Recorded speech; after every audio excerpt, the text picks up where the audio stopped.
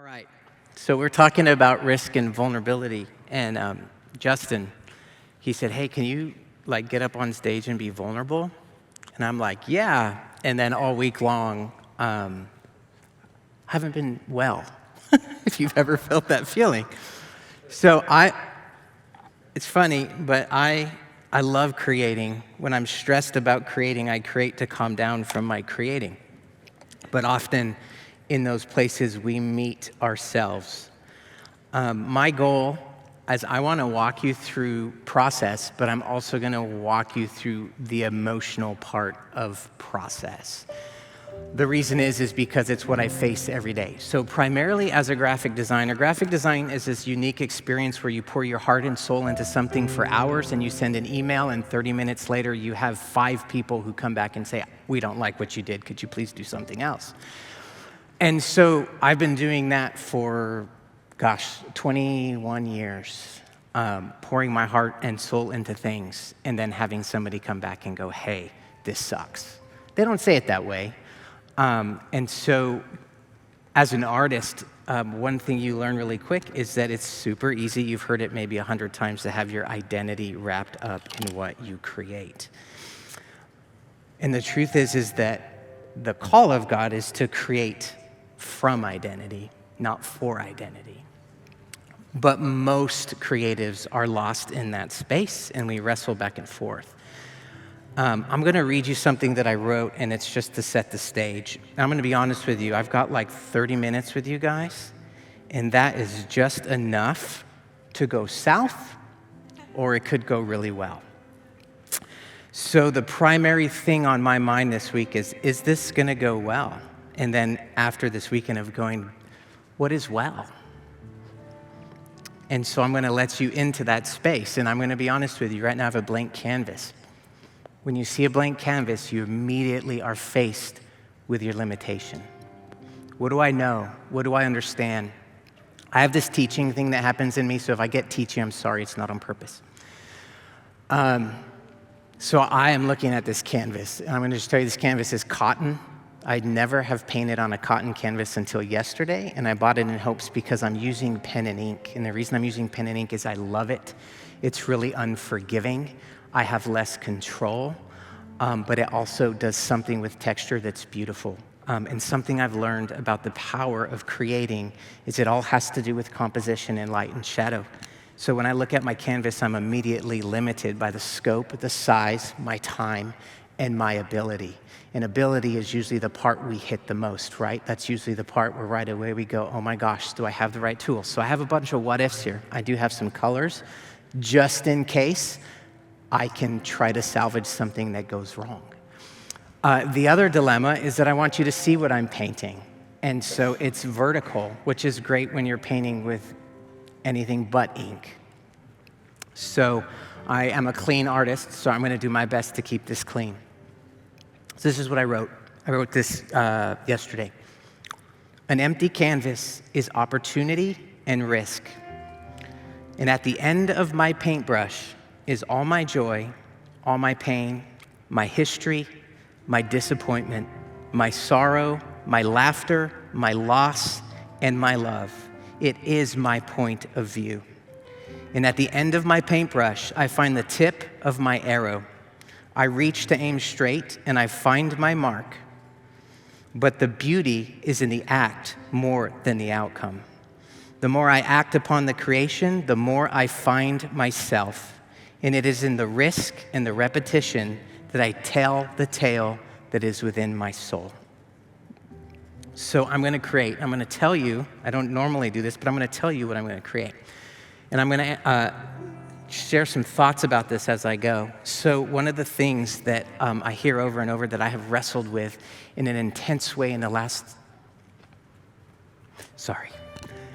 my family's gone through a lot in the last few years, so when I start talking, I'm a wreck, is mindset and the battle that wages in our mind. And so I'm going to attempt to show you that as I'm painting without messing that up. And so I'm going to paint a face, and I'm going to put some stuff in the face of this man. And the reason I'm painting a man is because I'm a man, so I see life through masculinity. It's a limit, but it's a beautiful one. So that is where I'm going to start. I do have references on my phone. The pressure of an artist is we often think that like, oh my gosh, I have to like be able to just produce something here. But a musician, until they memorize and understand something, they learn, they look at music sheets, they look at notes, they have a process and a plan. And what's wild is that in every scenario within creation and art, there's process and plan. And then we have this weird thing in the Christian art world where somehow it's more holy to just show up and be spontaneous.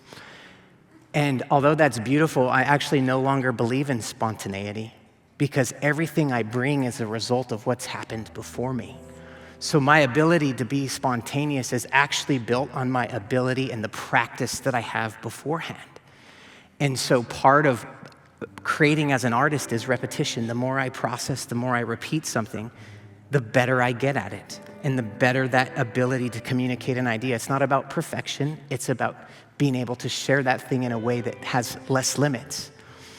And so that's always the tension in creating. What are my limits? How do I find God in that space? And then God messes it up by just making weak things beautiful. And I love that about him. All right, so give me a second to get my thoughts, because the other thing is communicating and painting are really two different sides of the brain. And then when you're nervous, you kind of feel like, wait, why am I here? What am I doing? All right, so just give me a minute to get my thoughts because I'm thinking through what I'm going to do and how I am going to approach this. All right. Ink is unforgiving. It also stains. Sorry, I'm going to do my best to not spill, and I usually don't. So one of the things I'm going to do is I'm going to risk big, and that is I have no sketch. I usually pre-sketch something on my canvas because I like to have a plan. But tonight I'm not going to do that. You know, the thing, there's this whole move of prophetic art in the church world, and it's a beautiful thing. I love it. But something I've come to realize in the last few years is prophetic and instant don't have to go together. And oftentimes there's a prophetic story unfolding that we have to sit with for a long time.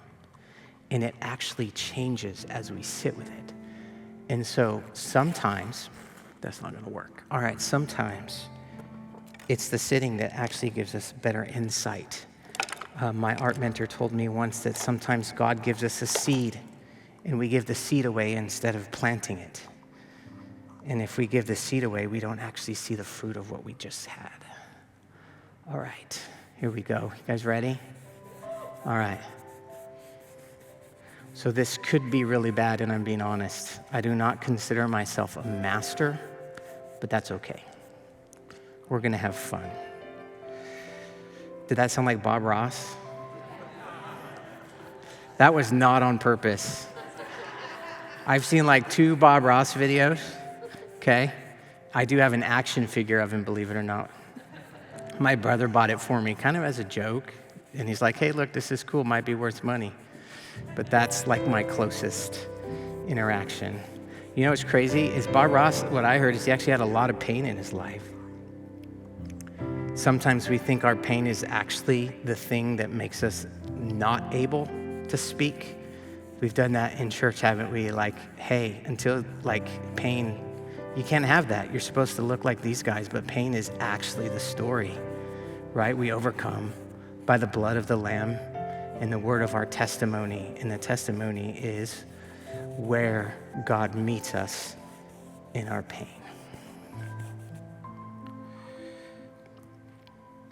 Now, what's probably going to happen is I'm probably going to end up going really fast because I'm nervous. And despite all the logic in my heart, I cannot make my nervousness go away. All right, practical. This is called Higgins Black Magic, but I promise that's not what I'm doing. That was a joke. It's waterproof. Years ago, I actually didn't really ever paint with ink. And these people from a crisis pregnancy center called me and they said, hey, would you be willing to donate a painting that we could auction off to raise money? And I said, yeah. And they said, here's the catch. We want you, we have this lion and this lamb thing. And I'm just going to shoot straight with you guys. I thought, well, my jadedness coming out, I said, that's lame. Because if I'm honest, oftentimes, and Andy said this, is beautiful, we are so programmed with the same language, with the same ideas, with communicating the same story. And one of the things is it doesn't have the impact that it used to, right? It was fresh, and then we get jaded, and then we go, I need fresh language. Okay, hang on a sec. And so I literally asked the Lord, I said, God, I got to paint this picture of Jesus holding a lamb. I get it. It's beautiful. It's just not who I am.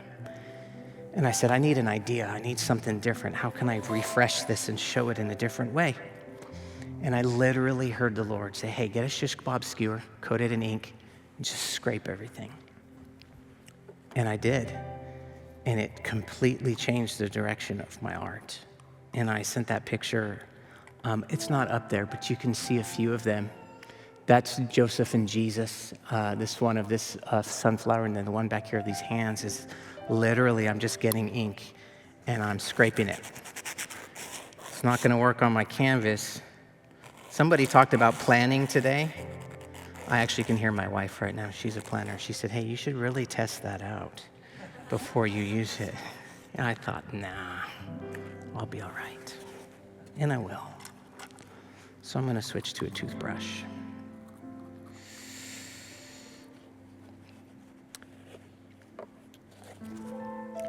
I grew up kind of poor, and so I was a budget artist. Basically whatever I could find. And I'm trying really hard not to spill ink here. So I created with whatever I could find. There's a place for tools. There's a place for the right tools. There's a place for good products and a difference, and it matters. But don't let that keep you from creating. Because really, if I've learned anything being a designer, it's not the art that's sacred. It's the worship in it that's sacred. Everything's disposable. It's all gonna go. One time, Josh Scott challenged me. I was talking about how sad I was to see this beautiful painting at a garage sale. And I said, somebody put their passion in this painting. And here it is selling for like $2. And he said, I think that's beautiful. It's part of this art story. Someone else is gonna find that and it's gonna speak to him. And it really convicted me because I was like, I felt it was dishonoring to the art because I wasn't seeing the story. And so what I'm gonna say is, what's your story? The art that you create is meant to be your testimony, the story of God in you. I really appreciate actually what Andy said today about that honesty. So your story starts with these seeds that God plants in you, right? They start in your mind and it's a seed.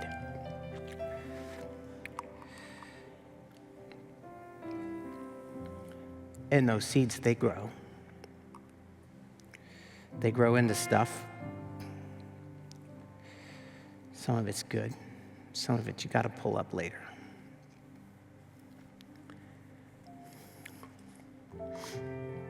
Give me a minute here. I'm going to draw a tree, and if I keep talking, I might mess my tree up.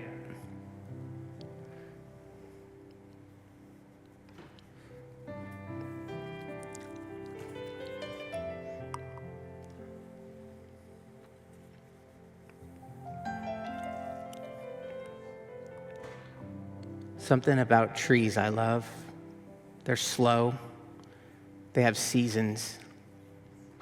You know, we've created this idea that we should be perpetually bearing fruit. If you've ever planted anything, you know that's just not true.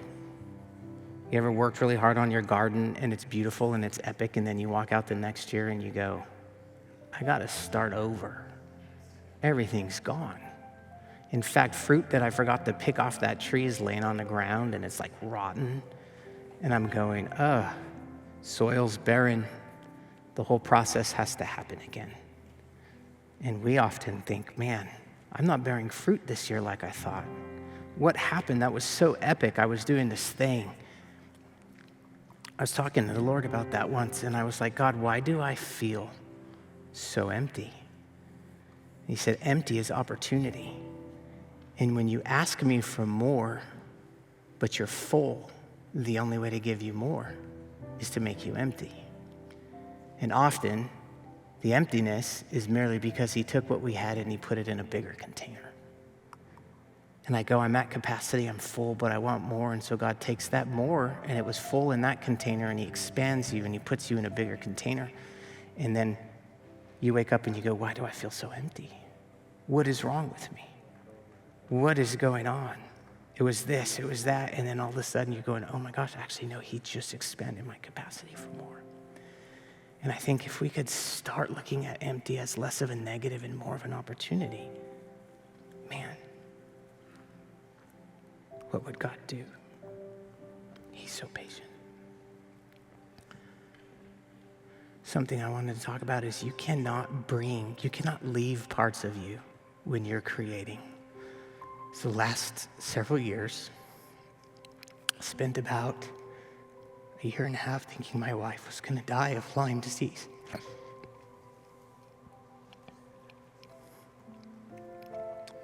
then we found an answer.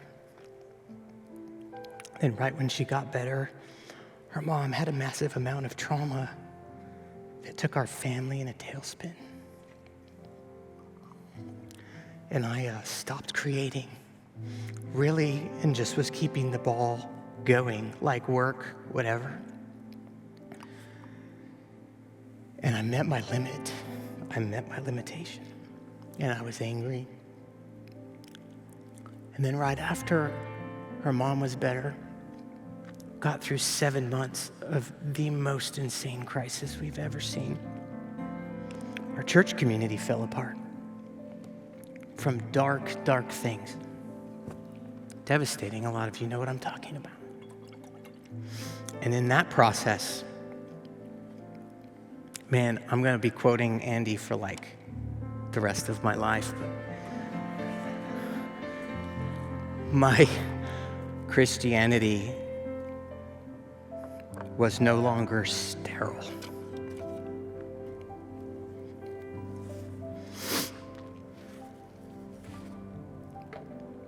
And I feel like I met something real for the first time in being utterly at my end.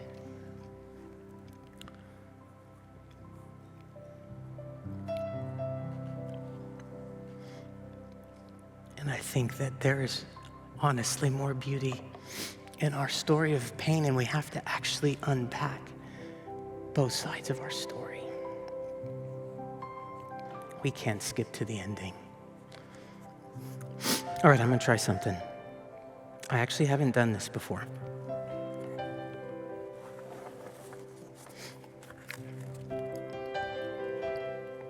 Let's see here. I'm gonna do it down here.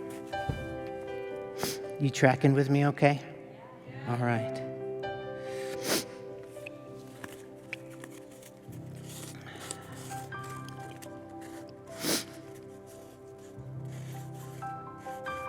This is a piece of cardboard. I literally haven't done this before. It might ruin it.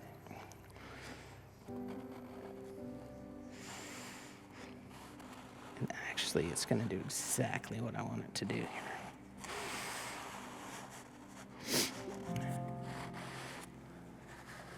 I told somebody texture covers a multitude of sins.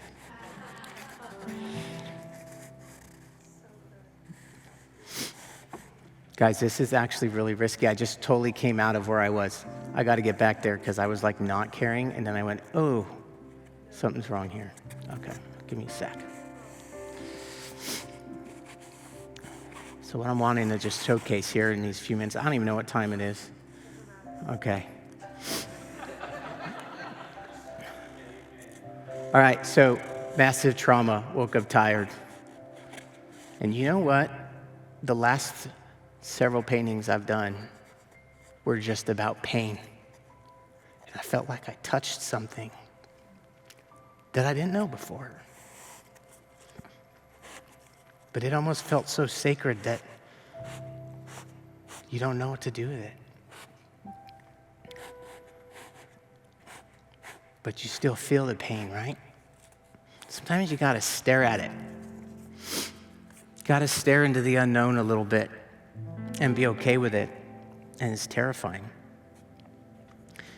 My wife's back in the back with my kids, and she knows I have not done that well. But she knows I've done it. And you know, I just want to say, like, steps forward, movement to create. It's not about how you feel. It's movement forward. All right, I'm going to need a minute. I'm going to be silent, okay?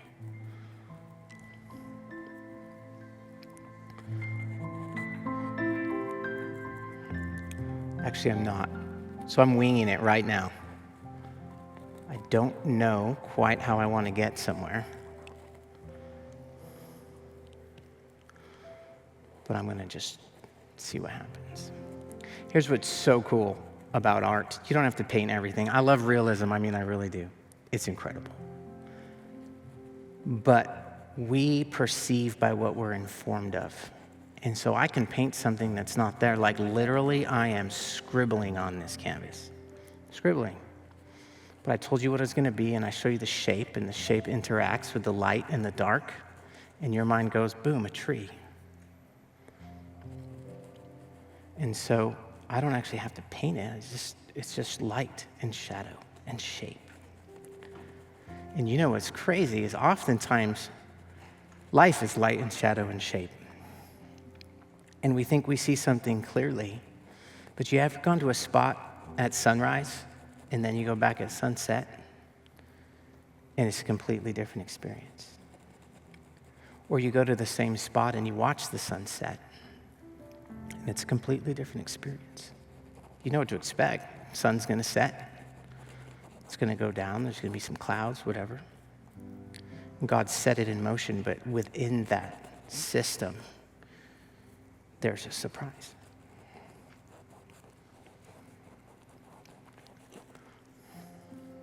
I'm going with pine trees.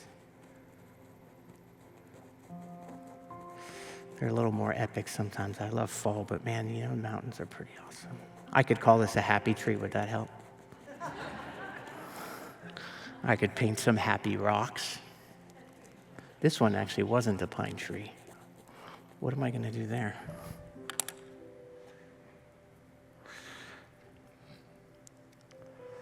You know what's funny is when I was thinking through every time, we actually have a joke in my house because I'm an artist, that every time somebody asks me to paint in church, I go through a list of the classic prophetic symbols.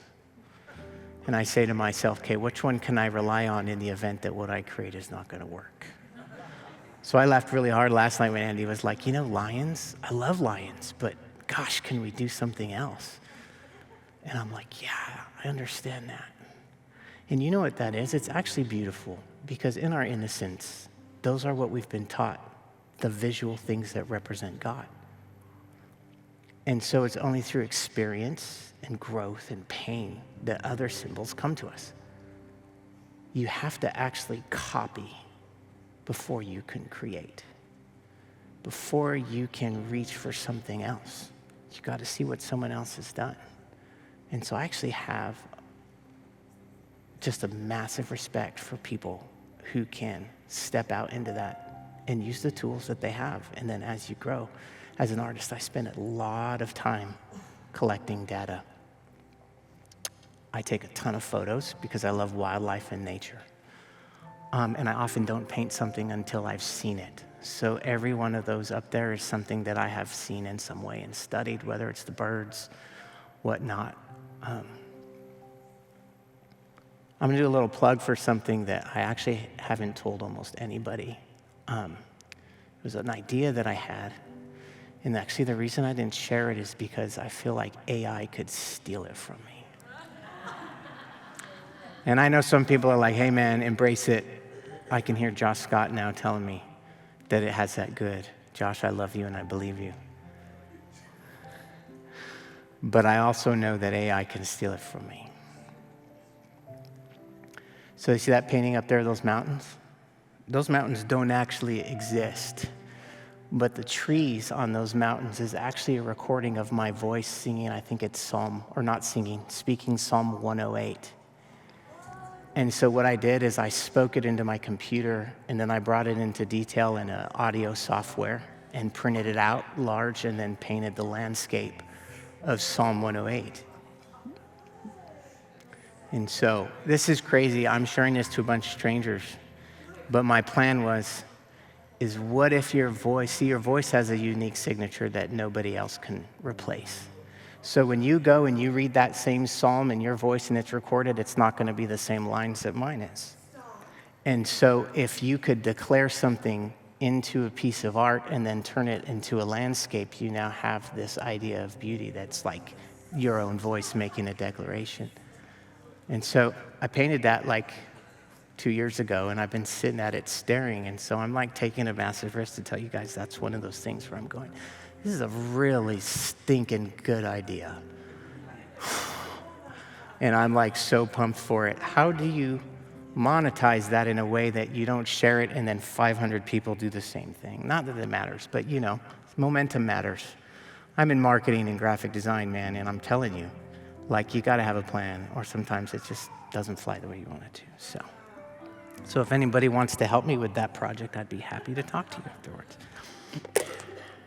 All right, I'm gonna back up a minute and look at where I'm going. You guys see what's happening here? This is a little rough. I would love to go back and do this. I don't know, I'm gonna be honest and walk you through. I don't know what happened here. I think I was thinking of a cheek. Now he's kind of looking old. I see some wrinkles there. It's a tree growing. All right, so things grow, they take root in our hearts and our minds. But we don't always bear fruit, because a tree planted by streams of water yields fruit in season. Not necessarily all the time, but in season. That's that part about having grace for yourself. It's hard. Man, I heard that message so much today, that wrecked me, to judge yourself less. I'm being super vulnerable with you guys. I really am.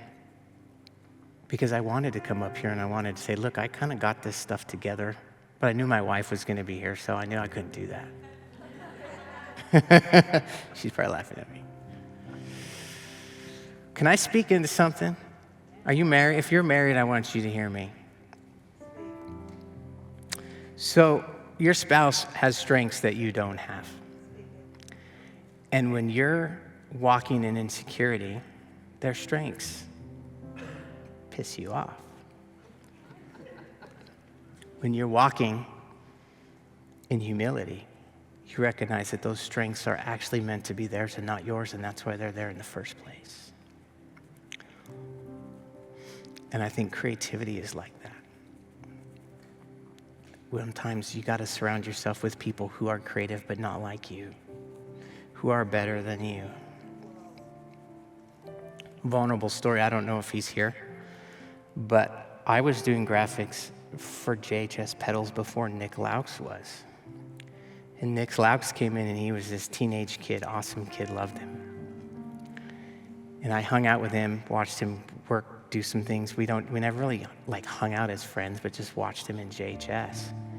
And I'm watching him and I'm going, this kid is so much better at creating than I am. Wrestled with it for a little while and then just saw the beauty of it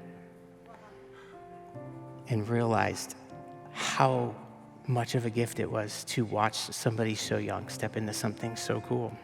And he doesn't know that. But man, the reason I say that is that one of the biggest lessons that I've learned is that often my best creativity happens when I'm making somebody else successful. I call graphic design secondary fame. I knew it was a thing one day when Josh Scott sent me a text, and it was the Red Hot Chili Peppers wearing a Pulp and Pill t-shirt on stage at a concert. And I looked at that thing and I thought, that's my orange. I drew that thing.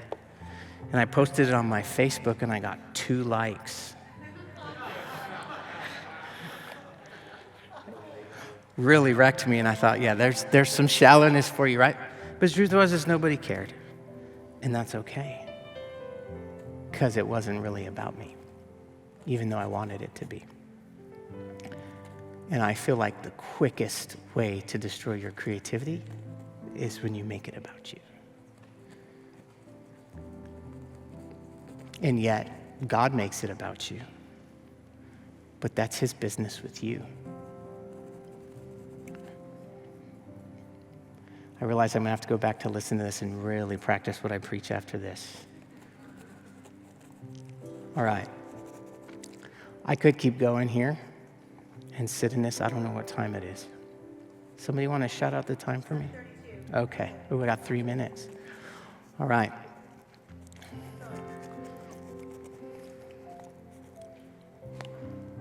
So, my question is, what's growing in your mind?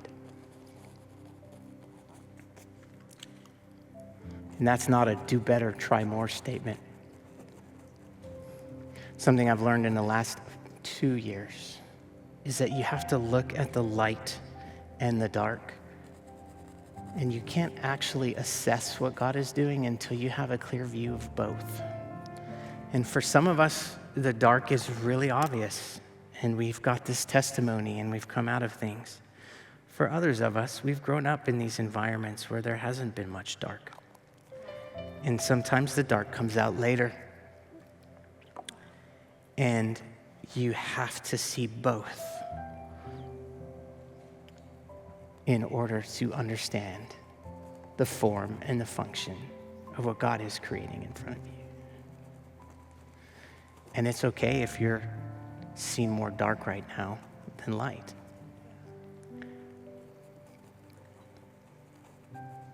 There's a whole lot of that.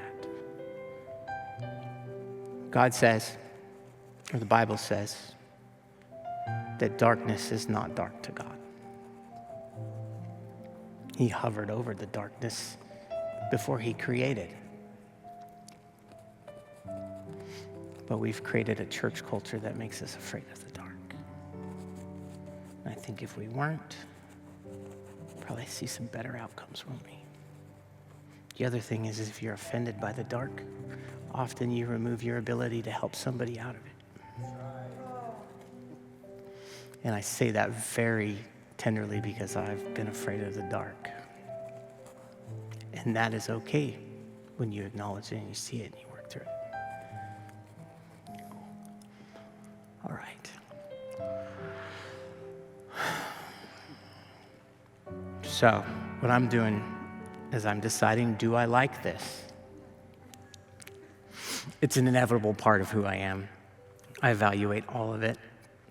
Evaluation is not wrong. It's always heart motive. I was talking with somebody, actually I was talking with my daughter today, and I said, hey, looking at something and recognizing that it might suck is different than saying, I suck. That's right. And I've been super guilty of saying, hey, I suck. But looking at something and saying, hey, there's room to grow here. There's room to experiment here. I think is okay. Because if you don't evaluate, then you can't actually assess what something might be.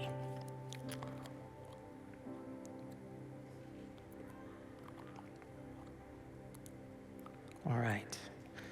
So what I'm trying to decide is I'm going to put a little more ink on here. And mostly that's because I don't feel like I'm done and I don't quite know what to do. And I'm actually very tempted to put color on here. Color is dangerous.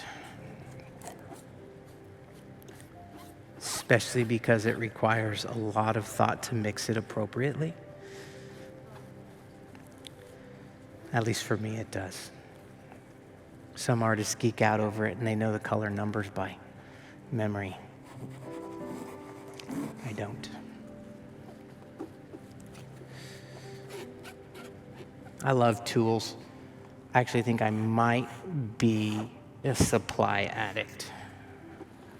I collect data, and then I'm always in need of art supplies.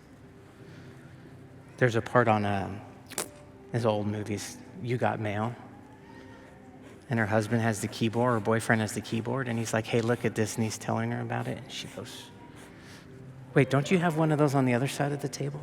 He says, yes. My wife tells me that. Don't you have a canvas already downstairs?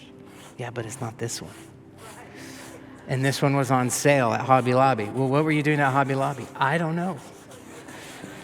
Just trying to hear the Lord, and I pulled into the parking lot. I've never actually told her that before. I just thought of that right now.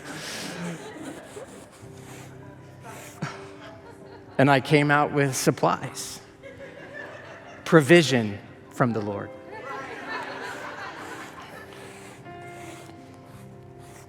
All right. So should I put some color on there? I probably wouldn't, honestly, if I wasn't sitting here right now. But because we're talking about risk, I might take some risk. Okay. So what I'm going to do is I'm going to treat my canvas, my acrylic paint, like watercolor. So I'm going to mix it with some water. Can I ask a huge favor of somebody? This would be not planning it because I wasn't planning this. Can I get somebody to dump this down the sink and get me fresh water? Because otherwise my paint will be black. I will say when you dump it down the sink, don't let it splatter because the sink will be black.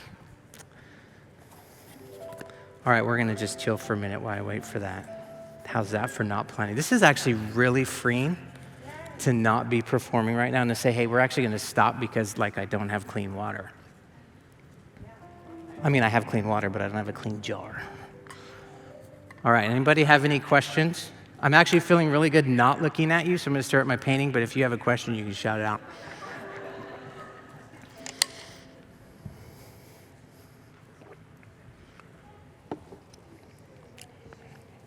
If you don't, I'm going to keep talking. No, but I have researched. I did spend a lot of time researching. So a little bit of what I do. So I have this phrase that I actually live by in my internal processing with ideas, and it's helped me in creating. So one of the things that's weird about me, well, maybe it's not weird, but it's part of what makes me tick, is I work for a vast amount of industries. I don't play any instruments, and at one point I was working for 7 guitar pedal companies and 2 amp companies. And they were reaching out to me for graphics. And then I'll have these random things like a financial company or somebody selling a random product. And so what happens is when I create, I'm not limiting myself to what I like. I'm trying to think about what the possibility is. So I take what is the thing that I want to say, or what is the thing that matters, and then what does it take to get to that idea. And I have that internal dialogue before I ever question, do I have the ability to do it? And so what that does is it allows me to play with ideas without immediately eliminating one that might be the solution simply because I don't have the ability to do it. And so with something like this, I didn't first go, what can I paint? But I said, God, what do you want to communicate? And then when that idea hits me, I pull from a knowledge base of going, how can I show that? How can I show that in a relevant way? How can I show that in 30 minutes? Gosh, 30 minutes is no time at all. But then I go, well, what happens in 30 minutes? 30 minutes in a football game can be life-changing, right? 30 minutes in a church service, 30 minutes, people deciding to go to war or not. The last 30 minutes in a marriage when somebody's doing vows, 30 minutes is actually, a lot can happen in 30 minutes. And so then I go, okay, well, if this is the message that God wants to create, what are the tools that I have that I know that I understand? And I will not usually pick tools that I'm not comfortable with, because the goal is to communicate a message. That's me as an artist. There's artists that are abstract artists, and they want to feel it. That's beautiful. I love it. That's just not who I am. I like communicating ideas. My art has purpose to communicate an idea. And so I think through those things, and then I bring my limitations to that idea, and I go, can I do this? And if I can't, but I want to, I will have a painting sit for 2 years and it's half done because I'm trying to figure out how to do something, just processing how can I do this. And so that's when I approach this canvas. I go, this is what I want to say. How do I say it without the 12 classic church symbols? And what is something that I'm comfortable with, that I understand a little bit, that speaks to this idea? And so this is where I landed with my skill set. This is why I didn't acrylic paint, because acrylics are beautiful. Painting like that is beautiful, but I'm not that fast with those. And so that's always the thing, is how can I show this idea in an effective way that's fast? So I don't eliminate things. I just grabbed red. Do you think red's a good idea? What do you guys see, red or blue? Red. My wife said no orange, because I have a tendency to lean into orange. So we're not doing orange. That's off the table. And she's right. You realize how much I lean into what she says? She has such a gift. There were so many times when I was doing a painting and I felt weakness and I took a shortcut. I was like, nobody's gonna notice this. And my studio's in the basement. And she was walking by and I think she was switching a load of laundry. She looks up and she says, why'd you do that? And I said, what? And in like 2 seconds, it's that spot where I was like, yeah, nobody's gonna notice this. I'm just gonna leave it. My kids do it too, and it's beautiful. It used to offend me, and it's so beautiful. And they know that I have a hard time with this. They say, hey, Dad, I don't wanna hurt your feelings, but that guy looks cross-eyed. And it's like a children's book, and it's supposed to be like John on the island of Patmos, and they're like, yeah, John looks cross-eyed, Dad. I was like, wow. And you know what? They were right. All right, guys, my white just went black because I forgot I had black ink on my canvas or on my palette. All right, we're gonna do it anyway. All right, I'm gonna go right down the middle. So here's the question. Is this trauma? Or is that the blood of Jesus?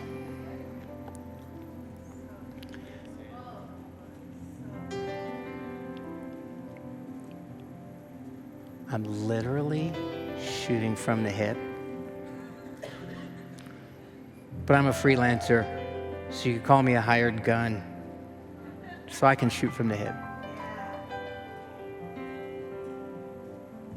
All right. So I wonder if my ink's actually waterproof. Maybe, maybe not. It's bleeding in there a little bit, but that's okay. I'm not gonna add any other colors though, because if you mix colors and you're not ready and you don't know where you're going to, and you get mud. All right.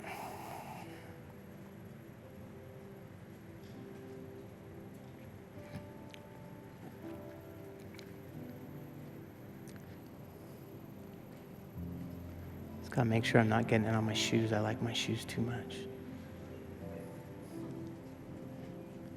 All right. I'm gonna leave it right there.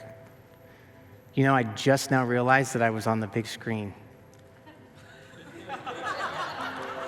Yeah, I just looked up and I'm like, oh, whoa, what's happening up there? It's me. All right. I picked the two worst colors to clean up, black and red. I think I'm done.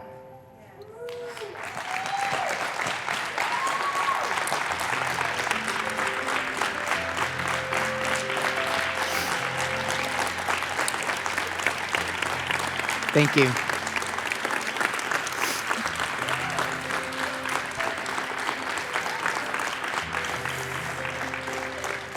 guys are awesome.